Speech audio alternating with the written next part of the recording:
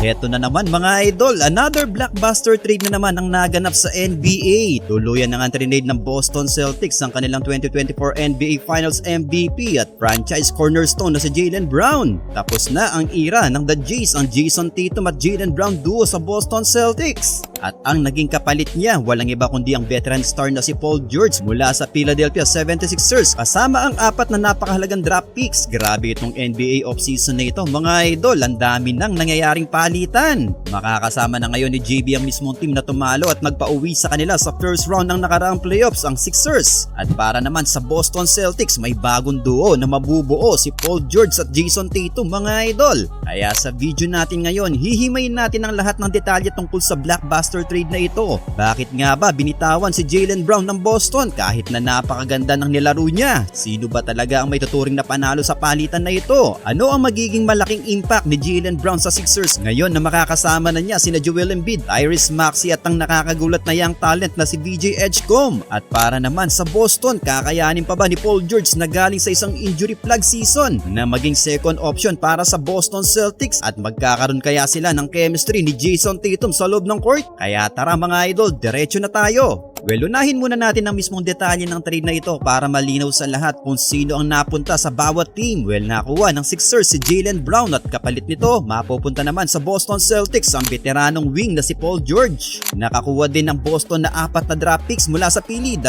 first round picks at 2 second round picks. Well, kung titignan natin na maigi ang package na ito mga idol, napakalaking haul nito para sa Boston pagdating sa draft capital. 4 na picks na may malaking value, pero syempre kapalit nito ay ang pamamaalam nila sa isang player na nagbuhat sa buong prangkisa noong nakaraang season habang nagpapagaling ang kanilang pangunahing bituin. Ngayon pumunta tayo sa pinakamalaking tanong na bumabagabag sa isip ng maraming NBA fans, lalo na sa mga solid Celtics fans. Bakit nga ba binitawan si Jaylen Brown ng Boston? Bakit mo ititrade ng player na naging Finals MVP noong 2024 nang kunin ninyo ang inyong kampyonato? Para lubusan nating maintindihan ang naging desisyon ng Boston front office mga idol, kailangan nating balikan ng mga kaganapan noong nakaraang season. Tulad ng alam nating lahat, nagtamo na matinding Achilles tear si Jason Tatum noong 2025 playoffs. Dahil sa injury na yan, nawala si Tatum sa napakalaking bahagi ng nagdaang 2025-2026 NBA season. Ang naiwan na lang para magbuhat sa prangkisa at tumako ng buong responsibilidad sa opensa ay si Jaylen Brown. At totoo lang tayo mga idol, hindi binigo ni JB ang mga fans. Nagtala siya ng napakabagsik na career high numbers. Nag-average siya ng 28.7 points, 6.9 rebounds at 5.1 assists per game, habang bumabato ng 47.7% mula sa field. Siya ang naging 4th leading scorer sa buong liga. Dinala niya ang Celtics sa 56-26 win-loss record sa kabila ng pagkawala ni JT. At dahil sa halimaw na performance na yun mga idol, pumang-anim pa nga siya sa MVP voting. Bukod pa sa pagiging kasama sa All-NBA second team, nakapasok sila sa playoffs pero nalaglag nga lang din sa round 1. Pero natalo man sila, nasabi pa rin ni Jaylen Brown mga idol na ang season na yun ang kanyang favorite season sa buong career niya sa NBA. Well, nagpahaging na mas gusto niya maging number 1 option, na mas gusto niya siya ang go-to scorer at alpha dog ng isang team kaysa maging number 2 lang sa anino ni Jason Tatum. Idagdag pa natin yung balita na talagang nagpatampo kay Jaylen Brown mga idol, ang senaryong trade talks para makuha si Giannis ng Boston. Isipin mo yun, nagbuhat ka ng team, Finals MVP ka, tapos malalaman mo ginagawa ka lang trade bait? Well, dahil salamat na din ang relasyon niya at ng management ay natuluyan na nga din siyang i-trade ng Boston Celtics. Kumuha sila ng player na katulad ni Paul George na hindi nangangailangan ng long-term financial commitment. 2 taon na lang ang natitira sa humigit kumulang na $212 million contract ni PG.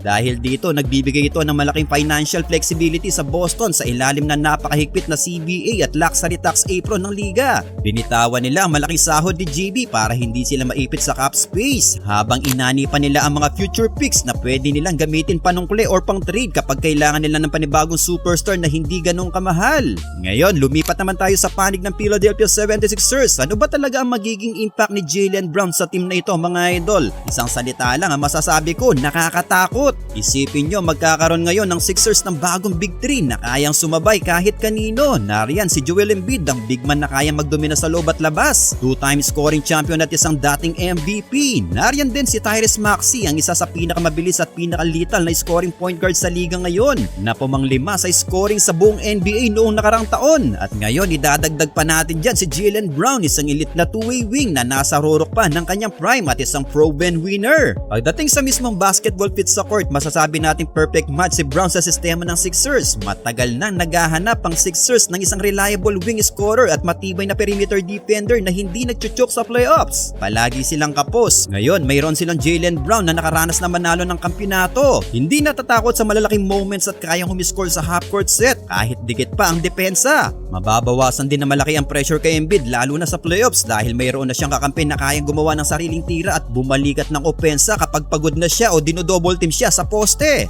At wag ding natin kalimutan mga idol ang presensya ng kanilang rising star at young prospect na si VJ Edgecomb. Para sa mga hindi pamilyar kay VJ, si Edgecomb ay isa sa pinaka-athletic at explosive na young guard sa NBA ngayon. Ang pagkakaroon ng mentor na tulad ni Jaylen Brown na dumaan din sa pagiging athletic slasher bago naging elite all-around player ay malaking tulong para ma-develop at tumaas ang basketball IQ ni VJ.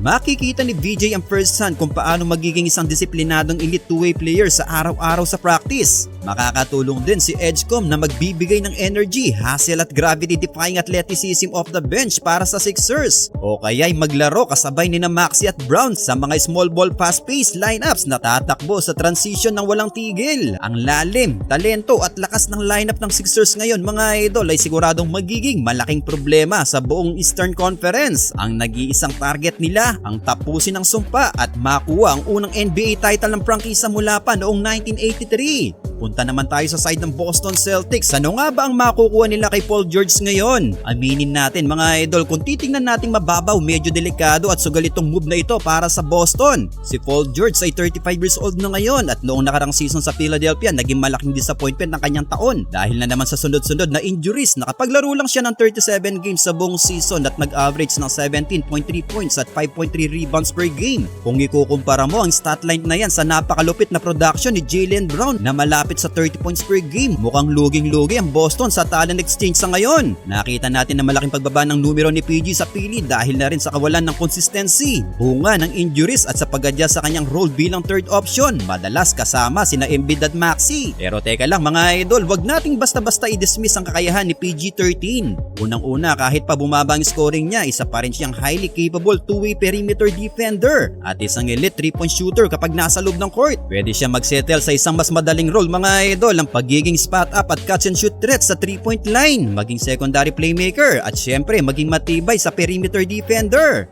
Well, heto ang posibleng maging starting lineup ng Celtics: si Derrick White sa point guard, si Pritchard sa shooting guard, si Paul George sa small forward, si Jason Tatum naman sa power forward at ang bago nilang sentro na rim protector at rebounder na si Mitchell Robinson. Well, ang susunod na malaking tanong, magpipit kaya sila ni Jason Tatum? Ang sagot dyan mga idol ay isang malaking oo. Kung basketball XOOs ang pag-uusapan, mas complementary ang playstyle at skill set ni Paul George kay Tatum kumpara kay Jaylen Brown. Si Brown at Tatum ay parehong nagmamahal sa isolation plays. Parehong kailangan ng bola sa kamay para maging epektibo at kadalasan ay parehong nag-ooperate sa iisang mga spots sa floor, sa mid-range at sa paint. Minsan nagiging stagnant pa ang opensa kapag naghahati sila sa bola. Kaya para tapusin ang ating malalim na diskusyon mga idol, sino ba talaga ang tunay na panalo sa historic at blockbuster trade na ito? Well, kung short term ang pag-uusapan o yung epekto sa susunod na 1 o 2 taon, walang duda na ang Philadelphia 76ers ang nanalo sa palitan na ito. Bakit? Dahil nakuha nila ang malinaw na pinakamagaling at pinaka-valuable na player sa trade na ito. Isang player na nag-average ng halos 30 points per game, isang finals MVP at nasa rurok pa lang ng kanyang prime na si Jaylen Brown. Ang solidong mabubuo ng kombinasyon ni na Tyrese Maxey, Jaylen Brown at Joel Embiid, dinagdagan pa ng young energy at athleticism mula sa bench na hatid ni VJ Edgecomb, ay otomatikong ginagawa silang paborito. Hindi lang sila paborito sa buong Eastern Conference kundi isa sa pinakamabigat na contenders para makapasok at manalo sa NBA Finals. Tuluyan nilang na-upgrade ng kanilang roster ng isang iglap at nabigyan nila ng isang legit na two-way wing superstar si Embiid na matagal na niyang hinahanap. Well, kayo mga idol, ano ang masasabi nyo sa naging blockbuster trade na ito?